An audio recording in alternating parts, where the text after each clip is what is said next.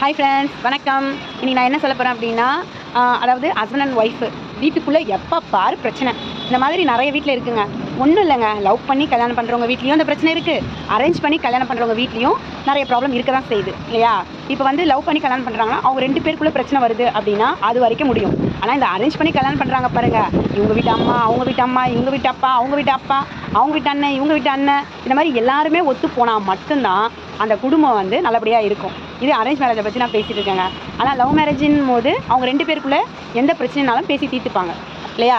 ஆனால் இதுவே பார்த்திங்கன்னா வந்து ஹஸ்பண்ட் அண்ட் ஒய்ஃபு அவங்களோட மைண்ட் செட்டப் வந்து சரியாக இல்லை அப்படின்னா, வீட்டில் நடக்கிறது எல்லாத்தையும் அவங்க வெளியவே சொல்லிகிட்டே இருந்தாங்கன்னா கண்டிப்பாக அந்த லைஃப்பில் வந்து நிம்மதியும் இருக்காது, சந்தோஷமும் இருக்காதுங்க.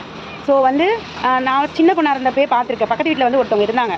அப்போ வந்து கல்யாணம் பண்ணி லவ் பண்ணி தாங்க கல்யாணமே பண்ணாங்க. ஆனால் பார்த்திங்கன்னா சண்டை சண்டை சண்டை சண்டை, அதாவது விட்டு கொடுத்து போகாத தனம். அதாவது பார்த்திங்கன்னா, இப்போ எங்கள் வீட்லேயே என் ஹஸ்பண்ட் இருக்காரு. ஒரு டைமில் அவர் கோவப்பட்டார்னா நான் அமைதியாக போயிடுவேன். நான் ஒரு டைம் கோவப்பட்டேன்னா அவர் அமைதியாக போயிடுவார். ஒரு காமெடி பண்ணிக்கிட்டு ஏதாவது ஒரு சின்ன சின்ன விஷயங்கள் ஏதாவது பண்ணாங்க அப்படின்னா சமாதானம் ஆகிடுவோம். ஓகேங்களா? ஆனால் வந்து சில பேர் பார்த்திங்கன்னா, ஒரு வார்த்தை பேசுனா நம்ம 2வது வார்த்தை பேசினோம் அப்படின்னு சொல்லிட்டு ஏகப்பட்ட வார்த்தைகளை லூஸ் ஸ்டாக் விட்டுக்கிட்டே இருப்பாங்க. ஸோ இதனாலேயே பல பிரச்சனைகள் வந்திருக்கு.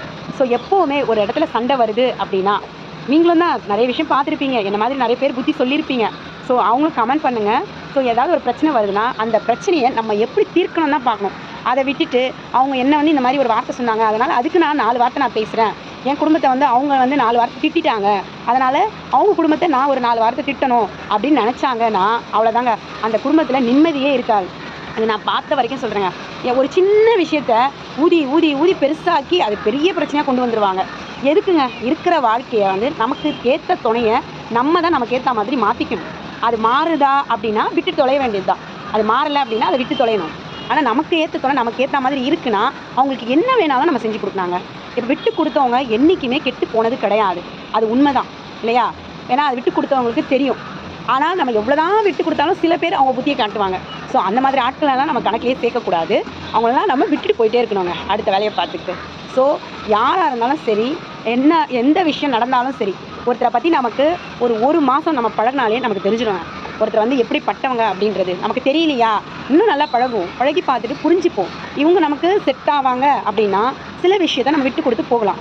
ஆனால் இவங்க என்னாலும் நமக்கு செட்டே ஆக மாட்டாங்கன்னு நினச்சாங்கன்னா தூக்கி போட்டுட்டு நம்ம வேலையை நம்ம பார்த்துட்டு போயிட்டே இருக்கணுங்க. இந்த காலத்தில் வந்து ஆணுக்கு பெண் சமம் அப்படின்ற லெவல் தான் இருக்குது. ஸோ நமக்கு வந்து எல்லாமே செஞ்சு கொடுக்குறாங்க, நம்மளோட குழந்தைக்கு எல்லா விஷயத்தையும் செஞ்சு தராங்கன்னா அந்த மாதிரி ஹஸ்பண்ட்க்கு நம்ம என்ன வேணாலும் செய்யலாங்க. ஸோ அந்த மாதிரி ஆட்கள் வந்து நம்ம தேடி தேடி கண்டுபிடிக்கலாம் முடியாது. நமக்கு வரவங்களை நம்ம தான் அதுக்கேற்ற மாதிரி மாற்றி வைக்கணும். மாற்ற முடியலையா, தூக்கி தூர போட்டுட்டு போயிட்டே இருக்கணும். என்னோடய வீடியோ பிடிச்சிருந்தா லைக் பண்ணுங்கள், ஷேர் பண்ணுங்கள், கமெண்ட் பண்ணுங்கள். பாய்.